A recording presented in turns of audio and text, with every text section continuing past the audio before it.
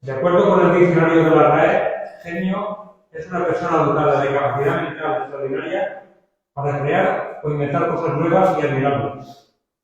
Una definición que caracteriza perfectamente a Leonardo da Vinci. Una persona dotada de un impresionante talento artístico que trascendió en el ámbito de la pintura para permear los mundos de la ingeniería, arquitectura, anatomía, paleontología, botánica, etc. En esta conferencia, sin embargo, se analiza un aspecto clave de la obra del sabio renacentista, más paradigmático que ha pasado desapercibido y que caracterizamos como el sueño de Leonardo. La construcción de la mecánica como quinto matemata, el sueño de la fundamentación matemática de las innumerables máquinas que ideó, pero no construyó. Su sueño incumplido, un gran fracaso, un reto que se resolvería 250 años después del fallecimiento del sabio toscano, gracias a la contribución de otros genios como Galileo, Descartes, Newton, Leibniz, Euler, etc. Un sueño imposible en el Renacimiento, pero que se convertiría en realidad en la Ilustración, como nos demostraría el sabio londinense Jorge Juan en su examen marítimo. Desde que en noviembre de 2022 tuvimos el placer de asistir a la conferencia impartida por Francisco González Redondo sobre los inicios de la aeronáutica naval, ha sido un deseo unánime de los miembros de la Asamblea poder disfrutar escuchándolo otra vez en noviembre. Por lo tanto, Paco, quiero agradecerte que nos honres con esta nueva charla que lleva un título tan sugestivo como Jorge Juan y el sueño imposible de Leonardo da Vinci. Nada, estamos deseando escucharte. Mucho.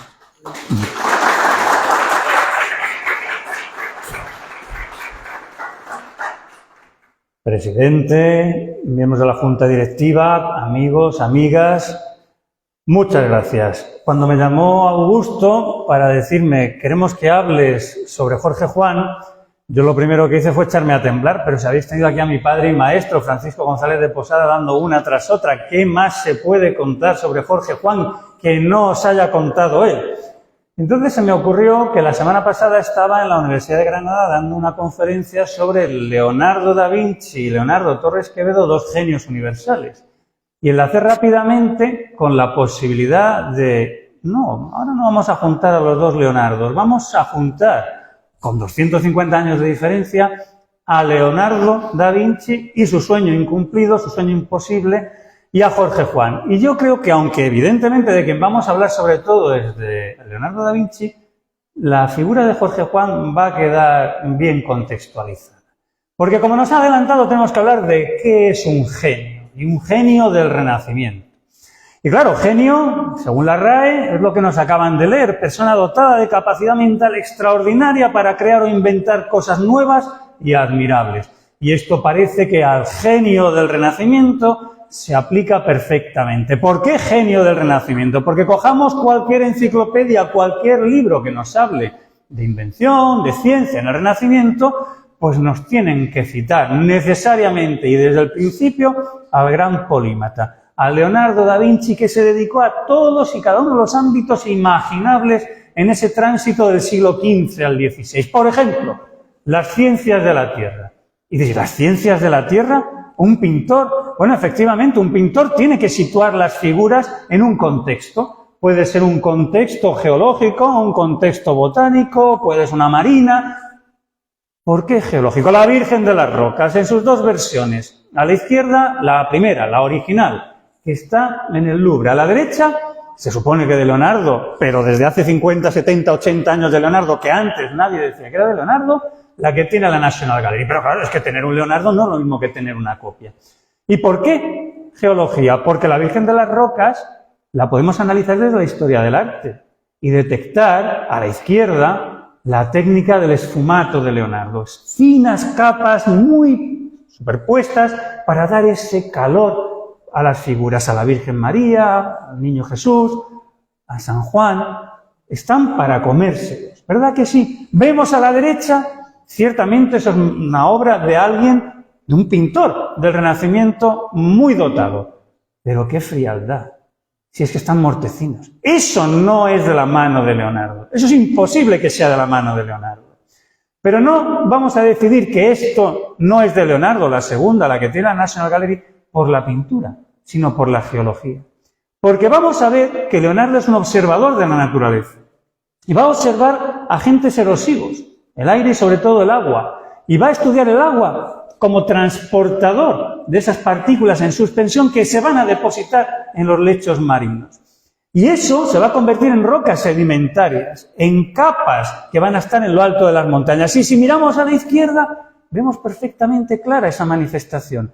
Ha registrado simbólicamente los estratos, esos granos finos convertidos luego en rocas sedimentarias y elevados fruto de la orogenia interna de la Tierra hasta las montañas. A la derecha, ahora abajo, tenemos una zona informe, no se sabe si son arcillas o qué puede ser.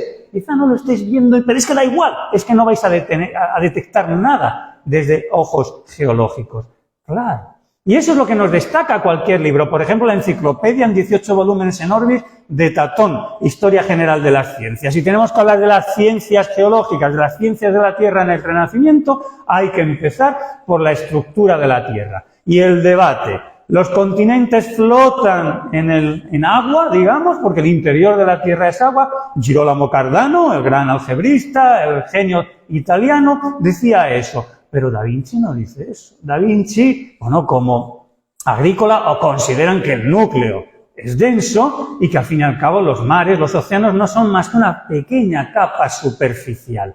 Ya nos encontramos con un tema. El segundo, el de si Dios ha creado todo de una vez por todas y para siempre en el Génesis, o hay orogenia, o hay movimiento, hay erosión, hay ascensión. Y Leonardo se apunta, aunque pueda sonar un poco blasfemo, a la segunda opción. Hay dinamismo interno en la Tierra, no se ha creado todo y ya está. Pero no es aquí donde vamos a ver los ojos de un geólogo. El geólogo Leonardo va a no aceptar la pregunta que desde Aristóteles en geología parecía procedente, que es ¿cuál es el origen de las montañas? Y en responder a esa pregunta, ¿cuál es el origen de las montañas?, estaban dedicados los, llamémosle, geólogos. Y consideraban que el origen de las montañas estaba en que la Tierra realmente no estaba en el centro del cosmos, que el centro del cosmos era un punto y la Tierra estaba desplazada. Y en su giro alrededor, cayéndose hacia ese centro, la corteza se había arrugado. ¿Cómo os quedáis? Pues ¿cómo se quedó Leonardo? No le parecía que fuese en el siglo XV una pregunta razonable, una pregunta pertinente, y cambia la pregunta. Una pregunta mucho más moderna, que atribuimos a Nicolás Steno de siglo y pico después. No es cuál es el origen de las montañas, que van hasta el siglo XIX neptunistas y vulcanistas van a estar preguntándoselo, sino de qué están hechas las montañas, qué son las rocas. Y sobre todo, ¿qué son eso que llamamos fósiles? No es tanto porque esté enterrado, que las rocas están enterradas dentro de lo que serían las montañas, que responde también a la pregunta, sino qué son esas formaciones que tiene toda la pinta, que estuvieron sumergidas y ahora están en lo alto de las montañas. Es decir, no solo cambia la pregunta, adelantándose 150 años a Nicolás Steno, sino da la respuesta. Los fósiles fueron seres vivos. Claro, este es Leonardo y por eso, aunque en sus tiempos no compartiese estos conocimientos con sus contemporáneos y no se pudiesen beneficiar de su genio, cuando se hace siglos después un estudio y se recopila todo lo que escribió sobre ciencias de la Tierra, sobre geología, da para todo un libro. Este es el Leonardo que os quiero contar, como el que se dedica a las ciencias de la vida, mucho más importantes que las ciencias de la Tierra. Porque si cogemos, como os digo, cualquier enciclopedia nos va a decir que Leonardo va a destacar también en anatomía, en fisiología humana. ¿Y qué es el Renacimiento desde la perspectiva de la fisiología humana? Pues coger a los clásicos, eso es el Renacimiento, ¿verdad? Coger a los clásicos, traducirlos del griego, o una versión árabe quizá, al latín, y difundirlos. Claro, pero aquí tenemos a Galeno, que es al que todos nos referimos en el siglo XV. ¿Y qué va a hacer en el siglo XV? Nadie va a progresar. Va a tener que ser en el siglo XVI, décadas después del fallecimiento de Leonardo, que Andreas Vesalio va a superar ligeramente a Galeno. Pero ¿qué ha hecho nuestro Leonardo que ha privado a sus contemporáneos de décadas de progreso? Pues se supone que Leonardo es un pintor. ¿Y qué tiene que hacer un pintor? Pues coge varones, coge mujeres, los lleva al estudio, más mayores, más jóvenes, viejos, niños, y los pone en distintas posiciones y los pinta, los retrata. Eso es lo que hace un pintor, ¿verdad? ¿El nuestro va a hacer eso? ¿Nuestro Leonardo va a hacer eso? No, va a ir mucho más allá y nos lo cuenta cualquier libro. Leonardo va a estudiar la musculatura completa. Va a estudiar en seres vivos, en personas vivas, la anatomía completa, toda la musculatura. Pero además va a comprar o robar o traficar con 30 cadáveres en 3 etapas distintas, dependiendo de dónde haya estado, en Florencia, en Roma, en Venecia. Y ya no va a hacer lo que se supone que tiene que hacer un pintor, que es pintar el exterior. Vale, la musculatura. No, va a seccionar y estudiar todos y cada uno de los ligamentos, todos y cada uno de los tendones, todos y cada uno de los huesos. Pero no se va a quedar ahí. Va a penetrar más profundamente para estudiar el interior, todos y cada uno de los órganos, el aparato urinario, el aparato sexual masculino y lo que es más tremendo. Va a comprar el cadáver de una mujer recién fallecida con el niño dentro, en feto, para diseccionarlo y estudiarlo hasta la más profundidad. Porque lo que está buscando no es arte. Está buscando el origen de la vida, eso que tiene que retratar después. Claro, ¿y dónde va a estar la esencia? ¿Dónde va a estar el alma? Lo busca dentro, está en el corazón, está en el hígado. No, coge cerebros. Y como nuestro Santiago Ramón y Cajal, a finales del 19, los va a enlonchar, va a hacer chope para intentar estudiar dónde está eso que llamaríamos la razón, el alma, el sentimiento, el sentir de esas personas. Y no se queda ahí, sino nos regala como cómics, origen de la neurociencia, pequeñas reflexiones sobre dónde está el pensamiento, porque va a estudiar todas las terminaciones nerviosas que unen el olfato, el oído, la boca, los ojos, con el cerebro. Claro, él está estudiando mucho más allá para poder hacer ¿qué? Por lo que le pagan, retratos. Y claro, los retratos que hace no son normales. Ha entrado en la psicología de esas personas de una manera muy especial. Y claro, si alguno de ellos es incluso alguno de sus amantes, pues es que los conoce al dedillo. Y lo que retratan no es lo habitual en un retratista. Este es el Leonardo que quiero trasladarlos. Pero no solo se dedica a pintar seres humanos, también se adentra en el mundo de la zoología. Y cualquier libro que nos hable de la zoología en el Renacimiento nos traslada a la figura de Leonardo. Lo tiene que mencionar necesariamente, porque su primera obra en el taller de Verrocchio, en Florencia, fue la parte del ángel de la Anunciación. Y menuda blasfemia. No ha pintado un ángel. Las alas de ese ángel no son las alas de un ser celestial, son de un ave, que es lo que le tiene obsesionado. El vuelo de las aves. Dedicará páginas y páginas al vuelo de las aves. Y hará unas pinturas con impresión que diríamos fotográfica, que con motivo del 5º centenario de su fallecimiento, se estudiaron esas posiciones a cámara lenta en los aterrizajes y despegues de las aves, lo queremos llamar así, y dijeron, es imposible, el ojo humano normal no es capaz de ver ese instante y plasmarlo, si no es con una cámara de muy alta resolución y reduciendo la velocidad. Claro, eso nos va a dar una clave. Y nos va a dar una explicación de otro misterio, la sonrisa de la Mona Lisa. Los ojos de Leonardo eran capaces de ver a alguien serio y a alguien que sonríe. Pero iba más allá, porque eso lo podemos hacer cualquiera. Eran capaces de ver el instante en el que la seriedad se transforma en el inicio, en el esbozo de la sonrisa. Y esa es la sonrisa de la Mona Lisa, el instante inicial del esbozo de la sonrisa.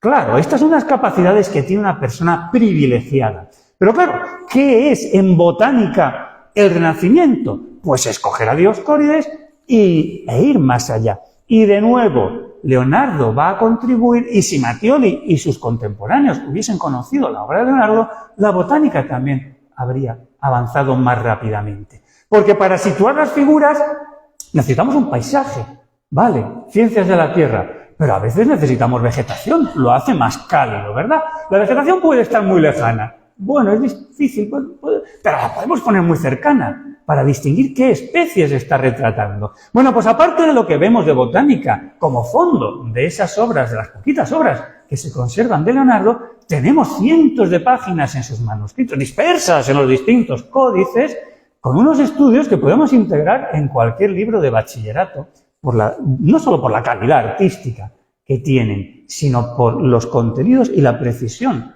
como, pues eso, un botánico. Porque Leonardo no es un pintor que en sus tiempos libres se dedica a investigar.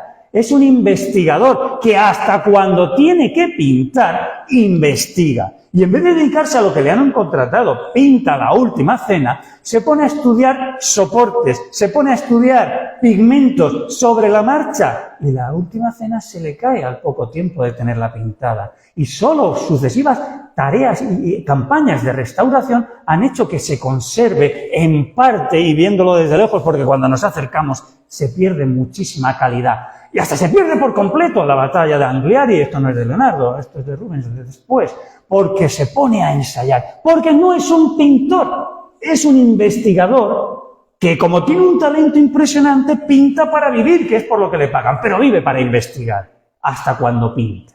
Y cuando se presenta a Ludovico Sforza, después de fracasar en Florencia, de jovencito, y le da la carta de presentación, ¿en qué puesto pone que es pintor?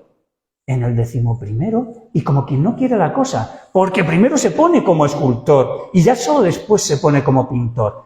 En los 10 apartados previos se ha inventado todas sus figuras como investigador, como ingeniero militar, de 1000 cosas. Este es Leonardo. Pero claro, el problema que tenemos con Leonardo es que lo conocemos en el siglo XXI porque lo conocimos en el siglo XX. Pero no se le conocía en el siglo XIX. Es que no se le conocía hasta finales del siglo XIX. Jean-Paul Richter, en 1883, prácticamente por primera vez, recopila las notas dispersas en los distintos códices. El de Madrid todavía no se había encontrado, pues se encontró hace 30 años, y nos cuenta qué es lo que hay. Resulta inexplicable, podéis leer, que estos valiosísimos e interesantísimos textos originales hayan permanecido sin publicar hasta que él los ha publicado. Y de hecho, estaban perdidos. Sus contenidos han permanecido siendo un misterio hasta que yo, Paul Richter, los he publicado. Y quizá el problema está en el gran problema que supone descifrar sus contenidos, porque ya sabéis que estaban escritos en escritura especular.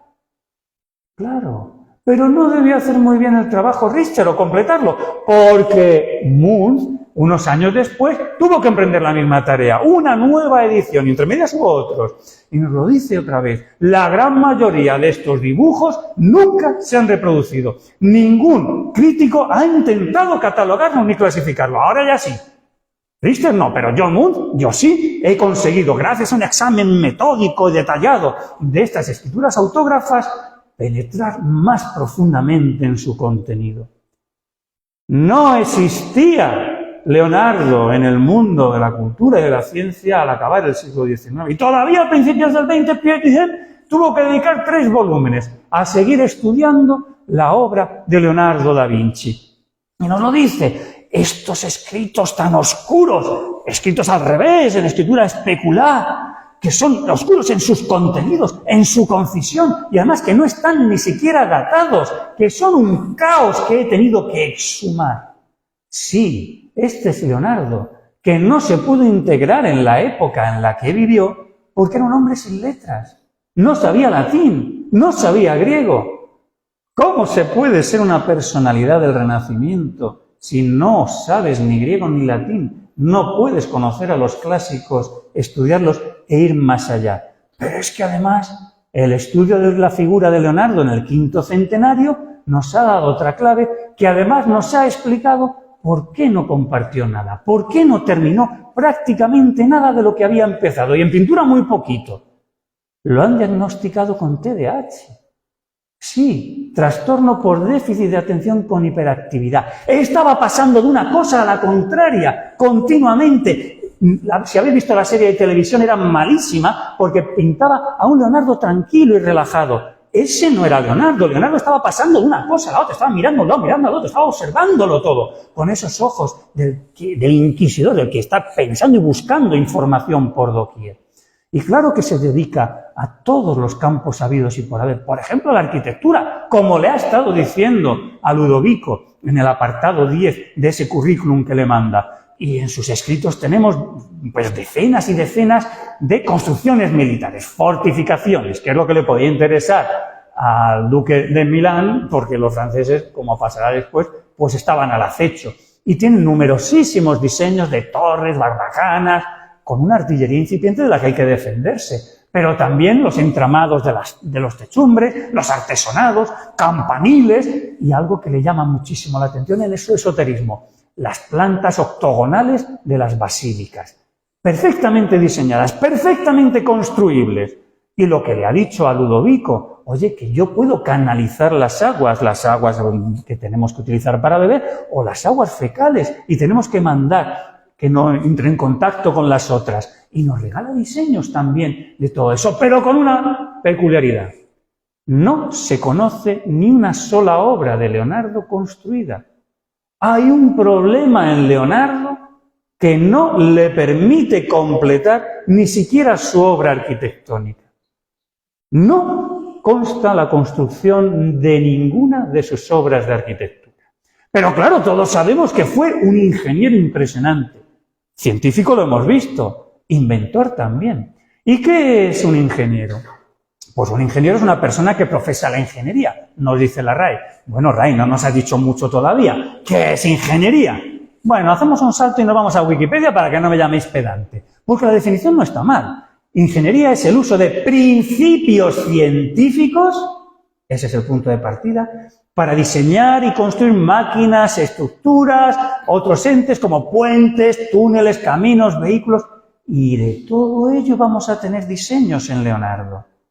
¿Pero qué habéis visto que dice al principio? Que hace falta utilizar principios científicos. La RAE nos viene a decir algo parecido. Conjunto de conocimientos orientados a la invención. ¿Y qué es un inventor? Una persona que idea, concibe, crea. ¿Pero qué más tiene que hacer un inventor? Construir y desarrollar algo que no existía antes. Por ejemplo, los relojes de sol como el que vamos a inaugurar mañana. Eso es un creador, eso es un inventor. Ha concebido, ha ideado, pero lo crea y lo desarrolla, que ya lleva 36, 38 relojes de sol. Bueno, ha perdido la cuenta Juan Vicente Pérez Ortiz. Claro que sí. Pues Leonardo, ¿qué hace? Claro, tiene que hacer entramados para representaciones teatrales en la corte donde está sirviendo. Y para eso necesita estudios de cables, de contrapesos, de poleas. Sí, páginas y páginas. Pero que se queda para sí mismo. Un inventor, ¿qué tiene que hacer? Bueno, pues puede tener todos esos dibujos, pero con una finalidad. Y preferiblemente con una utilidad. Y esto es de otro Leonardo, pero esto es de Leonardo Torres Quevedo, esto no es de Leonardo da Vinci, que traslada esos dibujos en forma de patente para construir el primer teleférico para personas del mundo. Una patente que no presenta solo en España, sino en Francia, en Alemania, en Austria-Hungría, en Italia, en Francia, en el Reino Unido, en Suiza, en Estados Unidos, y lo construye. Eso es lo que tiene que hacer un inventor, construirlo. Y lo desarrolla, porque lleva un segundo a Canadá. Y además, después de 100 años, sigue funcionando, como el primer día. Eso sí que marca España. Pero no tenemos que hablar de eso. Tenemos que hablar de Leonardo da Vinci, ¿verdad? Y Leonardo nos regaló un montón de máquinas, dibujos de máquinas. Pero uno de los grandes problemas que tenían es, ¿y cómo piensas mover esas máquinas? ¿Para qué son los diseños de estas máquinas? Y a veces diseños tan sencillos donde, por ejemplo, nos anuncia la construcción de una máquina para sumar. Pero es lo que tenéis a la izquierda, no es más que eso. ¿Con eso qué hacemos, Leonardo? Claro, el Leonardo español nos regala también manuscritos de sus máquinas, pero esos manuscritos los traslada a un artículo científico y los somete a los arbitrajes de revistas científicas. Por ejemplo, las Congrès de la Academia de Ciencias, Machine à calculer, las primeras máquinas que computan funciones polinómicas a finales del siglo XIX. Pero es que él las construye modelos de demostración que resuelven ecuaciones de segundo grado y luego lo transforman en una ciencia porque las máquinas son nuevas, no tienen una ciencia que las fundamenta o que las fundamente y él construye esa ciencia, la memoria sobre las máquinas algébricas. Pero tenemos que hablar de Leonardo da Vinci, no de Leonardo Torres Quevedo. Y Leonardo sí va a ensayar una creación, pero él lo entiende perfectamente. Cuando pone a su discípulo, menor de edad además, en esa estructura, le pone unas alas y que vaca. Otto Lilienthal en 1899 se matará lanzándose solo con unas alas. Leonardo prevé que solo moviendo los brazos esa aeronave no va a volar, obviamente. Entonces pone al discípulo en una estructura horizontal para que con las piernas también pueda batir las alas. Es decir, que la fuerza motriz serían las piernas y los brazos. Y le dice al discípulo, lánzate. Faltaban los conocimientos científico-técnicos adecuados. Se rompió una pierna y se rompió un brazo. No se mató.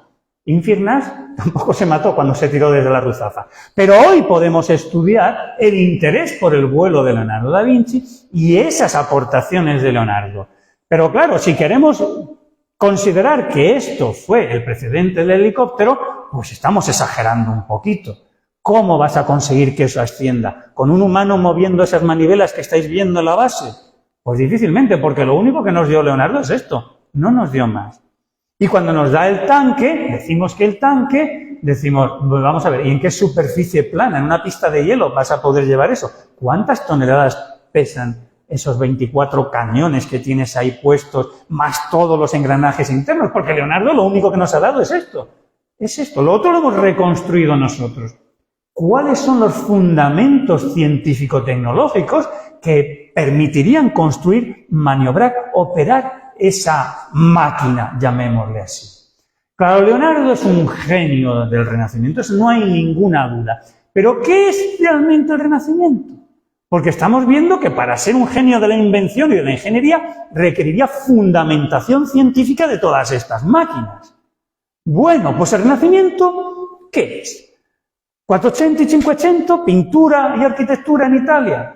No, presumamos los españoles. Si el primer renacimiento es del siglo XII, siglo XIII y es de la península ibérica, y se va a producir en la península ibérica en las zonas de frontera, donde cristianos, judíos y musulmanes van a compartir las tres lenguas, van a compartir conocimientos, en los ratos en los que están en paz, que no se están matando unos a otros, y va a llegar a Europa a través de las escuelas de traductores, la más conocida por supuesto, la de Toledo, pero hay en Tudela y en Barcelona y en otros lugares, pues se va a traducir a Arquímedes, se va a traducir a Aristóteles, se va a traducir a Euclides, se va a traducir en distintas versiones a Al-Khwarizmi, con lo cual ya no tenemos solo a los clásicos, porque el Renacimiento no es traducir a los clásicos y ya está, es añadirles algo más. Si aparte de la geometría griega tenemos el álgebra de los árabes, entonces Europa ya tiene unas herramientas nuevas para producir renacimiento en matemáticas. Claro, como los historiadores no son historiadores de la matemática, sino del arte, de la historia en general, los hechos bélicos, sitúan el Renacimiento en el 480.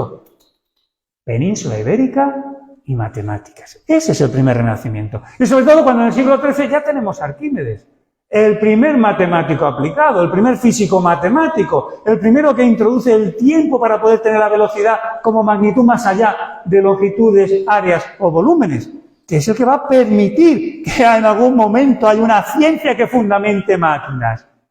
Claro, y eso es lo que vamos a ver. Pero el problema es que nuestro Leonardo es un hombre sin letras.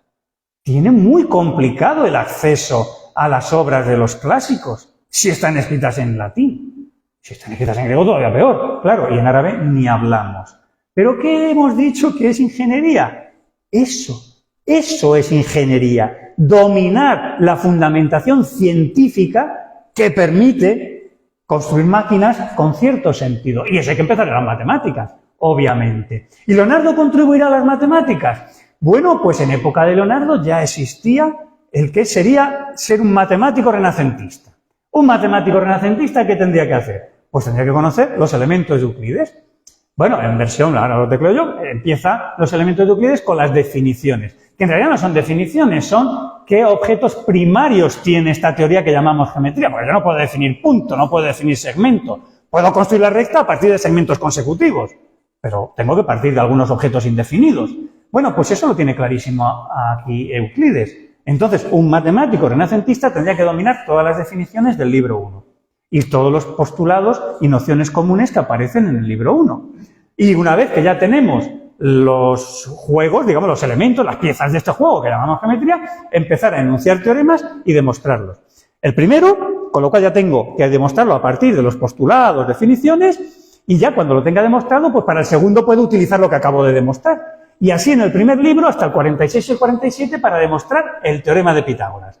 Muy bien, pero estamos nada más en el primer libro. Y ya van 47 teoremas que un matemático que quiera aportar algo más allá de Euclides y, por tanto, convertirse en un matemático del Renacimiento, tiene que dominar. Bueno, pues el libro 2, el libro 3, el libro 4, hasta que llegamos a lo que todos sabemos que ha hecho Leonardo para Luca Pacioli, poliedros, ¿verdad? 3 libros, 3 capítulos, como queramos llamar, de los elementos de Euclides están dedicados a sólidos. Pero claro, eso requiere aprenderse otras decenas de conceptos, de definiciones. Y cuando ya tenemos las definiciones, empezar a demostrar teoremas. Y cuando hemos terminado con el 12, llegamos al 13, las propiedades de los 5 sólidos regulares. Proposición no, 100 no sé cuánto, las que van. 465 teoremas con sus 465 demostraciones que tiene que dominar un matemático renacentista si quiere aportar algo más. Y un Leonardo que sufre de TDAH va a tener paciencia para aprenderse todo eso, para regalarnos la demostración 466 del teorema 466. Pues difícilmente. Pero se ha encontrado con un bestseller. La historia casi completa de casi todo, ¿os acordáis? De Bill Bryson, ¿verdad? Bueno, pues Luca Pacioli, cuando todavía Leonardo no lo conoce personalmente, lo conocerá después en Milán, ha encontrado un libro en las tiendas. Lo digo coloquialmente, claro. La suma de aritmética, de geometría, de proporciones y de proporcionalidad, y está escrito en italiano. ¡Ostras! Ya está. Con comprarme ese libro, yo, Leonardo, ya domino todo, porque es la suma, el conocer enciclopédico sobre aritmética, sobre geometría, sobre proporciones y proporcionalidad, porque eso es lo que necesito. Las relaciones de proporcionalidad entre las cantidades que intervienen, para si en algún momento puedo, estos lenguajes de muchos siglos después, convertirlo en una igualdad entre las medidas de esas cantidades, lo que es una ley física. Y se cree Leonardo que ya lo tiene aquí, porque está todo, la geometría, la aritmética y la proporción y la proporcionalidad. Y entonces se atreverá, después de leer esto, se entusiasmará y nos dejará escrito en esos códices manuscritos: no lea mis principios quien no sea matemático. ¿Qué principios tienes? ¿Qué estás preparando, Leonardo? Ninguna humana investigación se puede proclamar verdadera ciencia si no se somete a las demostraciones matemáticas. ¡Claro! Ha entendido perfectamente el mensaje en el Renacimiento. Hay 4 matématas griegos: aritmética, geometría, música, teoría musical y astronomía. Y lo demás no es susceptible de conocimiento cierto, es opinable. Ahora, los 4 matématas sí. Y nos va a querer regalar el 5º. Ese va a ser el sueño de Leonardo. Regalarnos un 5º ámbito matematizado, un 5º ámbito que podamos considerar científicos, porque en el Renacimiento no tenemos todavía nada más que 4. El resto de las disciplinas no se pueden considerar científicas porque no están matematizadas. Y se va a meter con cuestiones de geometría. Pero claro, no nos va a regalar enunciados de teoremas nuevos ni demostraciones. Pero en el Códice Madrid, en el Códice Arundel, vamos a encontrar que quiere ir más allá de los elementos de Euclides. Y nos va a regalar el intento en el Códice Arundel de la duplicación del cubo. Dado un cubo de arista A, construir un cubo de arista X, cuyo volumen sea el doble que el que teníamos inicialmente.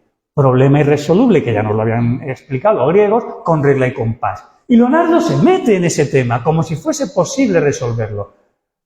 La cuadratura del círculo. Ya desde Hipócrates de Quíos sabíamos que podíamos cuadrar lúnulas. Pero es que Leonardo tiene unas características psicológicas, psicopáticas, si queremos decir así, y no cuadra una, cuadra 80 lúnulas todas seguidas. Se pone a intentar cuadrando lúnulas a ver si al final voy a poder cuadrar el círculo. Y efectivamente, en el Códice Madrid nos dice: ya he conseguido cuadrar el círculo.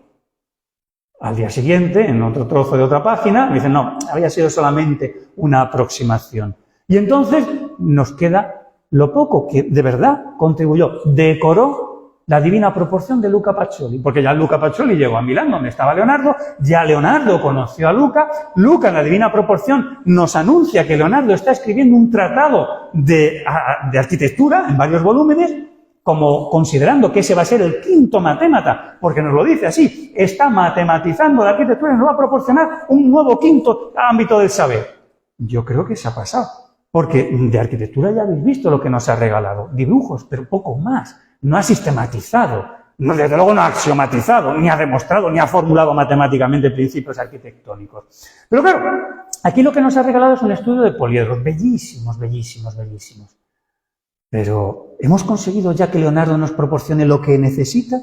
Esos principios científicos para esas máquinas que está diseñando, pero que parece que no se atreve a construir. Pues aparte de la matemática necesitamos ir un poquito más allá, ¿verdad? Necesitamos física. Claro. Eso es lo que estaría aquí retratado, ¿verdad? En estos dibujos que tenemos. La polea, el contrapeso, tensiones en los cables, o incluso descomposición de fuerzas querríamos ver. No existe, pero podría intentar buscarse, y todos tenemos derecho a ver los manuscritos porque están en internet muchos de ellos, y a seguir sacando conclusiones como hicieron Richter, bien, y podemos hacer en el siglo XXI todos los demás. Porque esto le preocupa mucho a Leonardo.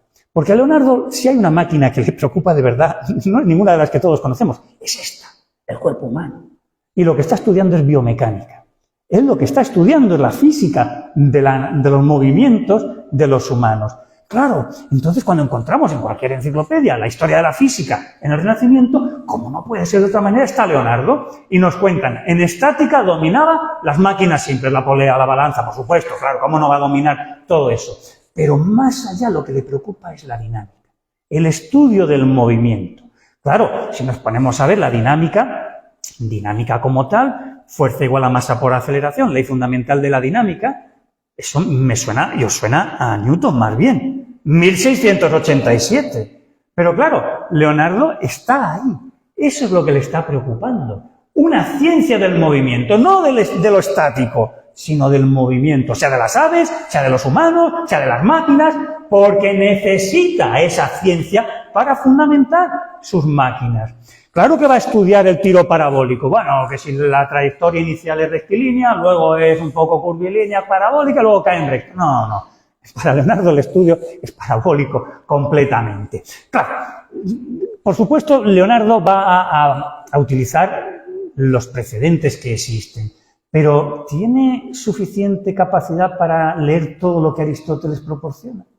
Desde luego se va a escribir a la teoría del ímpetus, en la fuerza ejercida inicialmente que mantiene el vuelo. Pero ¿nos va a proporcionar una ciencia en este estadio de lo que llamaríamos hoy física? Pues un poquito de paciencia.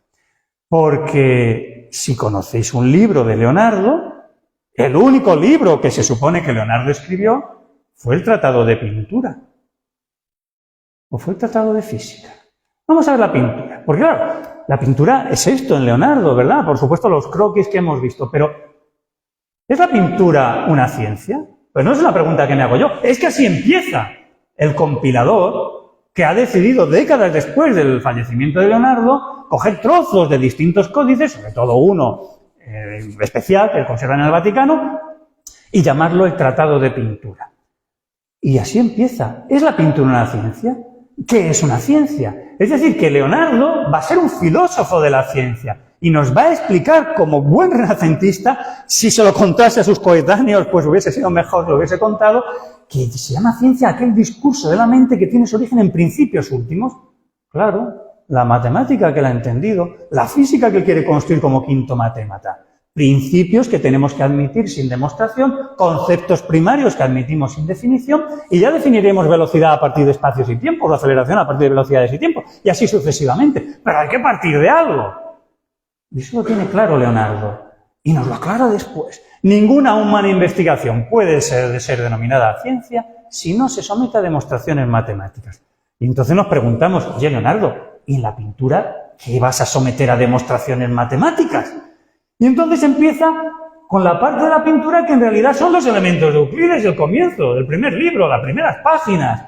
Claro, empieza con el punto, con la línea y la superficie. Esas son las figuras. Evidentemente, lo que él va a pintar es la superficie externa de las personas, de los edificios, de las rocas, de la vegetación. Y ahí es donde él va a decir, a partir de ahí puedo construir yo la pintura.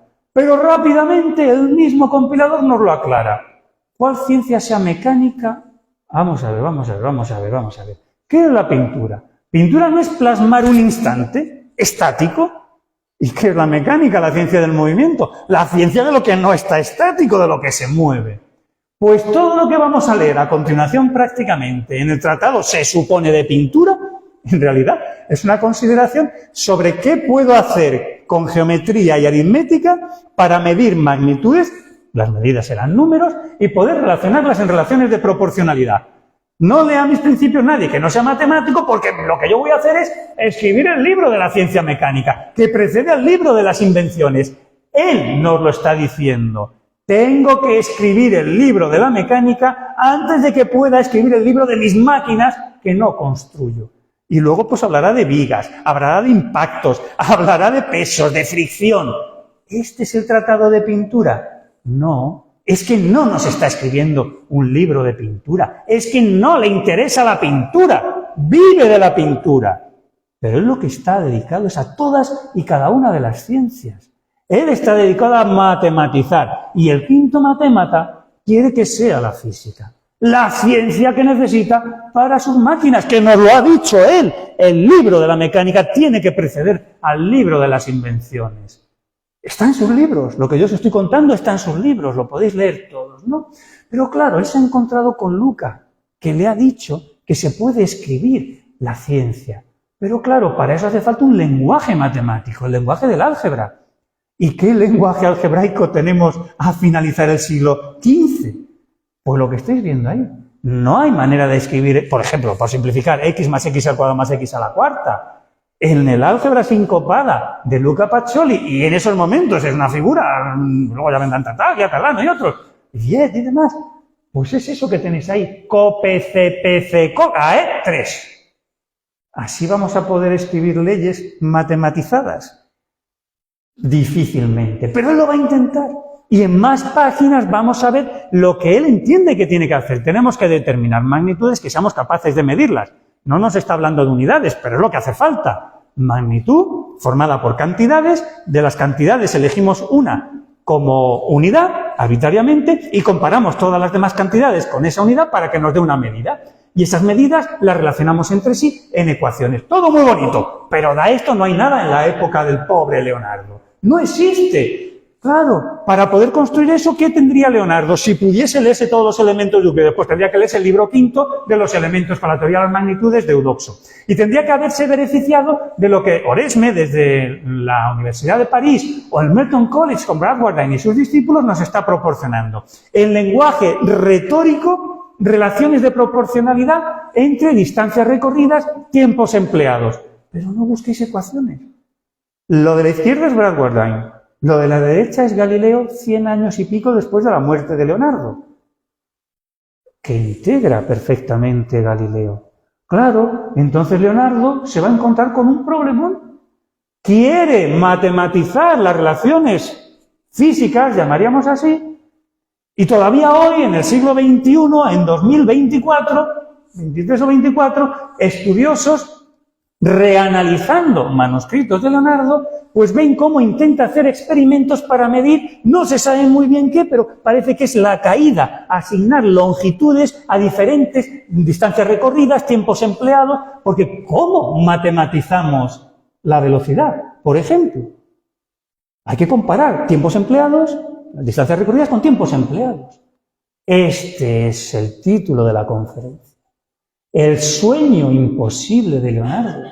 No podía cumplir su sueño de construir el quinto matémata, porque es que estaba intentando algo que en su tiempo era imposible. El propio Galileo, hace 401 años, en el Saggiatore, en el enseñador, retomaba la máxima de Leonardo de que todo en el mundo es matemática y que tenemos que estudiar esa matemática del mundo, que era matematizable la realidad.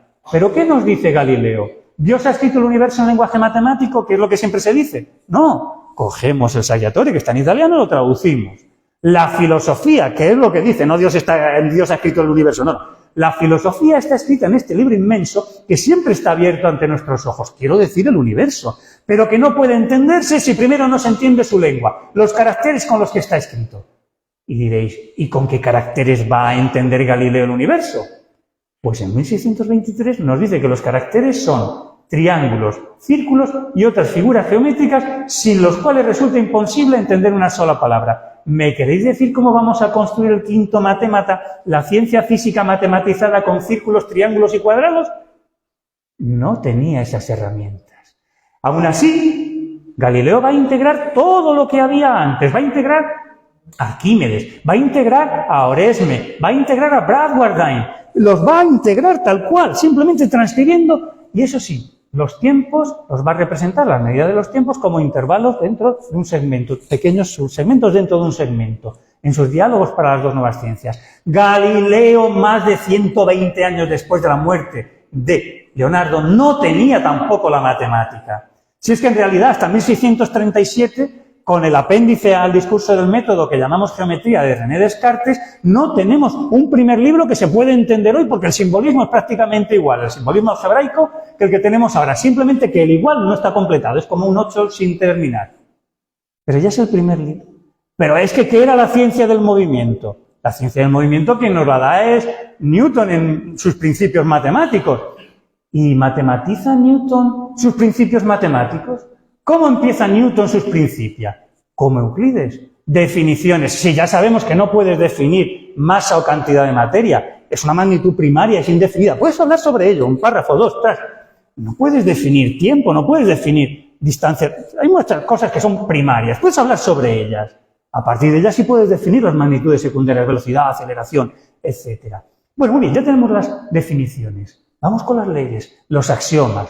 Principio de inercia y ley fundamental de la dinámica. Fuerza igual a masa por aceleración le enseñamos a nuestros estudiantes, ¿verdad?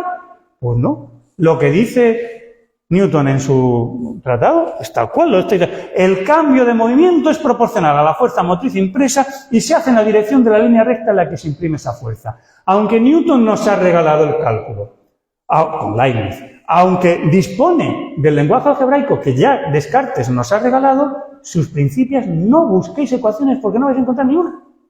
No matematiza la ciencia del movimiento, es una matemática geométrica. Siempre habréis oído la frase, está escrito more geométrico, pero no porque tenga la estructura de los elementos de Euclides, sino porque su lenguaje es prioritariamente geométrico, no es analítico y algebraico. Vamos a tener que esperar al siglo de nuestro Jorge Juan, al siglo de la Ilustración, para que otros genios, otros Leonardos, por ejemplo, Leonardo Euler, nos intente proporcionar mecánica o ciencia del movimiento expuesta analíticamente. Ah, ahora sí, vamos a coger el cálculo de Leibniz y Newton, vamos a coger la mecánica de los principios de Newton y vamos a intentar expresarlos analíticamente, la ciencia del movimiento expresada analíticamente. Pero esto va a llevar tiempo, incluso para alguien tan prolífico como es Leonardo Euler, que nos va a regalar, pues claro, y esto lo va a conocer perfectamente nuestro Jorge Juan, la ciencia de la navegación o de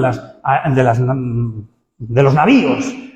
Va a intentar matematizar la ciencia de los navíos, de los buques, y nos va a proporcionar pues esa primera aproximación, con capítulos, por ejemplo, del equilibrio de los cuerpos en el agua. Sí, pero vamos a tener que esperar con el mismo Leonardo Euler, unos años después, a 1752, 300 años después de que naciera Leonardo da Vinci, que nació en 1452, para tener por primera vez formulada analítica y algebraicamente la ley fundamental de la dinámica, fuerza igual a masa por aceleración. Y él lo va a llamar, Leonardo, descubrimiento de un nuevo principio de la mecánica. No, si el principio es el de Newton. Lo que tú has hecho es escribirlo con el lenguaje del álgebra y del análisis. Y además va a entender, o diríamos que la fuerza tiene naturaleza vectorial y por tanto tenemos que discriminar la ecuación en las 3 direcciones espaciales. De eso no habla Leonardo, no llega hasta ese punto, ¿no? Pero sí nos da la dirección X, la dirección Y y la dirección Z. No era posible, Leonardo da Vinci. No era posible que construyeras el quinto matémata. Se han hecho falta casi 300 años para disponer de la matemática de la que dispuso nuestro Jorge Juan, que nos regaló el examen marítimo. ¿Qué hemos dicho que es ingeniería? El uso de principios científicos para diseñar y construir máquinas, estructuras y otros entes. Por ejemplo, buques, navíos. Y así se va a titular el libro de Jorge Juan, ¿verdad? La obra maestra de Jorge Juan, que tiene un título bien largo. Examen marítimo. teórico y práctico o tratado de mecánica aplicado ¿a qué? ¿Qué es ingeniería? Utilizar los fundamentos científicos para fundamentar, construir, valga la redundancia, lo que sea, máquinas o embarcaciones para la construcción, conocimiento y manejo de navíos y demás embarcaciones. Y no van a ser solo esos diseños, esos son los apéndices. ¿Qué es lo que nos va a decir desde el prólogo el bueno de Jorge Juan? Pues que hasta él prácticamente lo habitual eran construcciones prácticas, la experiencia práctica de técnicos que se habían dedicado a construir embarcaciones que la sabiduría pues, de un maestro se le traslada a los alumnos y lo van mejorando, pero es gente práctica. Ahora, eso sí, el siglo XVIII en el que está él funcionando, pues ya tiene unas herramientas nuevas, porque McLaurin, los Bernoulli, en este caso Jean Bernoulli, pues nos han proporcionado herramientas y se han metido a estudiar pues dinámica de fluidos, perfiles de barco, etc. Han llegado hasta donde han podido llegar, tampoco han llegado mucho. El mismo Bouguer, que lo cita muchas veces en sus dos libros, pues el propio Leonardo nos dice, no, si han introducido análisis y álgebra en este estudio, pero realmente no tiene aplicación lo que nos están contando. El mismísimo Euler, que os he mencionado, su libro de 1749, claro que lo conoce nuestro Jorge Juan perfectamente. Pero de nuevo dice, ya, es que se queda en teoría, esto no es aplicable a nada. No sabemos si eso se contrastaría con la realidad y sería eficiente. Hasta el caballero, con V, Newton, por eso lo pongo en cursiva, por siempre lo llamaba así, Jorge Juan, también, lógicamente, ya sabemos que también trabajó, lo que llamamos física de fluidos en los Principia. Todo eso lo conoce perfectamente Jorge Juan, pero va a hacer algo más. Lo va a integrar todo y va a construir sobre la base de lo que han hecho todos los demás lo que dice la definición de ingeniería. Los principios de Newton actualizados simbólicamente, algebraica y analíticamente, completados y llevados más allá. Va a empezar igual, con las definiciones, añadiendo alguna más. Y pasará, después de todas las definiciones, a los axiomas. Y cogerá el mismo orden que que Newton. Pero nuestro Jorge Juan ya lo va a hacer bien. Va a empezar con el lenguaje de la proporcionalidad entre cantidades de las magnitudes que intervienen. Pero va a hacer rápidamente el tránsito de las relaciones de proporcionalidad entre las cantidades a las igualdades entre medidas. Y nos va a dar la ecuación. Es verdad que no va a escribir fuerza igual a masa por aceleración, como estáis viendo ahí. A la fuerza la va a denotar con la A minúscula, a las masas con la A mayúscula, las velocidades con U en vez de V. Pero ya la tenemos ahí. Claro que está. En realidad ya nos la había regalado Leonardo Euler. Pero es que el nuestro va mucho más allá. Todo lo que serían los principios de Newton los transforma al nuevo lenguaje que es ya propiamente del siglo XVIII y que aunque lo tenía, porque lo tenía Newton, pues ha tenido que esperar medio siglo o un poquito más para verse ya materializado. Y este es nuestro Jorge Juan. Sí va a cumplir el sueño de Leonardo. Está fundamentando científicamente un campo del saber, unas máquinas, unas embarcaciones. Y una vez que ya tiene la estructura, ahora de manera continua y perfectamente matematizado, vamos a estudiar, por ejemplo, un capítulo del centro de volumen que ocupa el navío en el fluido. O de la inclinación del navío procedente de las fuerzas de las velas. Pero todo, como estáis viendo, con ecuaciones, estas ecuaciones, bien estudiado. Eso es lo que quería Leonardo.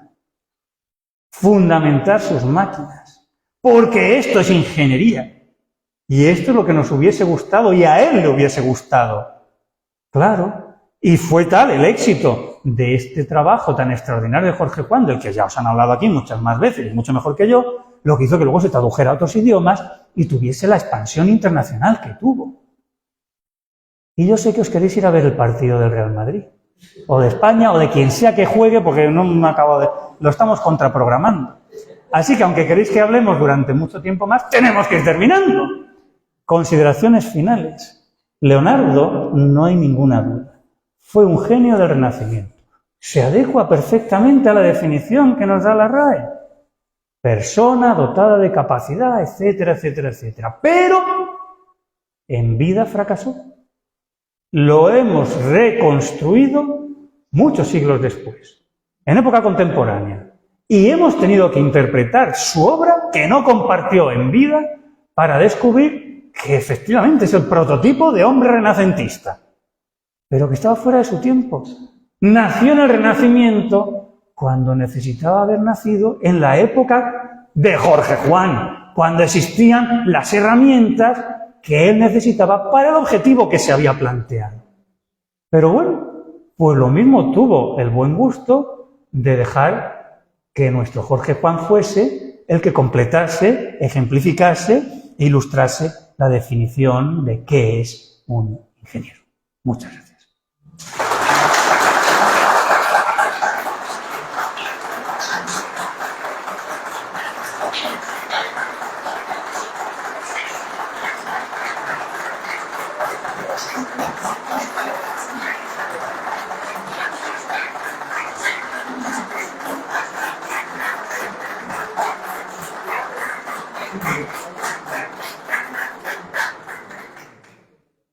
Pues muchas gracias.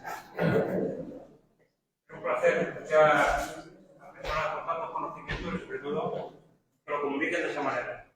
En nombre de la Asamblea de Industria Literaria quiero darte las gracias por esta magnífica charla y es un honor para la Asamblea y para, yo creo que para los que estamos aquí para la comunidad. Muchas gracias.